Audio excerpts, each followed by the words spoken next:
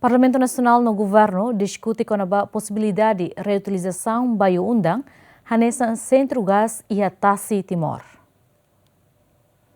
Comissão de Parlamento Nacional responsável pelo assunto econômico no desenvolvimento ressorumalo o Ministro Petróleo no Recursos Minerais, onde qualia com a situação atual projeto energético Sira e Tassi Timor, o ênfase para campo bio-undang na operação gás natural líquido e a Darwin. Deputado Ricardo Batista relata o objetivo principal do seu encontro, atual livro informação detalhada do seu governo, liu hareba comissão de visita para a Austrália e a NB Companhia Santos halo manutenção para instalação processamento gás nebe antes associado ao bio-undang. Também a visita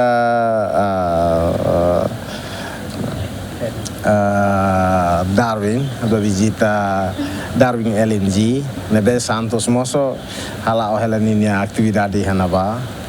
e ami hakar ba hanaba to de hare atau de hare moso serviço sedam maka durante Santos lá também itaten kat Santos maksa hela operador bahia bio-undang mebe depois eu me mostrou na informação reta informação si parte ministério MPRM nian de liuba liga ba bio-undang nian kata kita agora lá ia contrato bio-undang hotuana tambah tuir saida makohen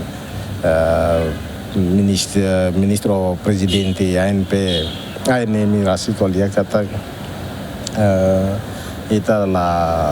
tuir sira kata la viável ona tamba sira mos iaona fatil sir na bem simu fale gasto de fato em selo. E a encontro Ministro Petróleo no Recursos Minerais apresenta tópico atualização com o projeto Sira nebe Lauhela e a setor recurso mineral inclui estudo científico no geológico antes comissão de arranca ba Darwin. Minha atualiza ela ba na deputado Sira com a serviço Sira hototo nebe maka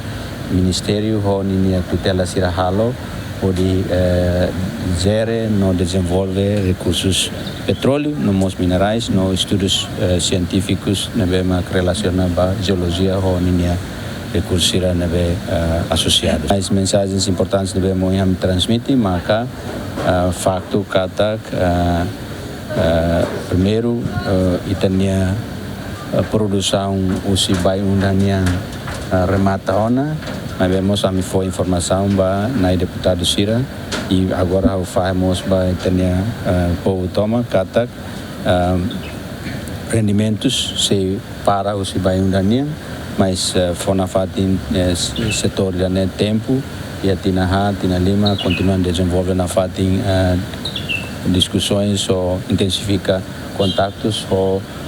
Santos ou parceiro Sira Timor Gap para que kita bele mabol dia repurpose kata kita facilidade Sira usi bio-undang kita bele torna filafale nia nessa centro de processamento ia Tassi Timor